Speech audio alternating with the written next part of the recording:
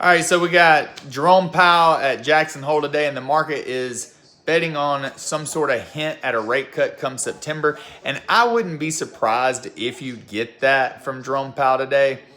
I could see them cutting a half a point to appease the market short term, but let's be honest, I don't believe that I don't believe you're going to get any significant cuts between now and the end of 2026.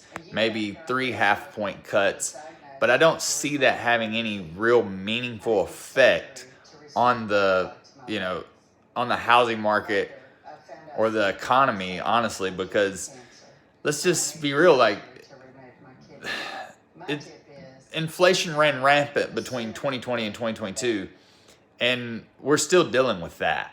Despite the 2% target that he would like to maintain, which I think he's been pretty concrete on that, and saying it at least.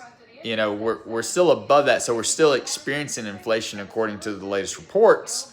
So, it wouldn't make sense for him to hint at it, and I don't expect him to, but I wouldn't be surprised. So, I believe that you get that, but I don't think you're going to get any. We're kicking the can down the road. I think the markets are going to be disappointed, no matter what, in the medium term. Whether you're going to get some short term volatility right now if he doesn't hint at it, if he's dovish, right? But even if he does hint at it, so say markets rally. And we probably will, but the reality of the economy is just kind of, like I say, you're kicking the can down the road. So anyways, just throwing my opinion out there about how this is going to go over this next year.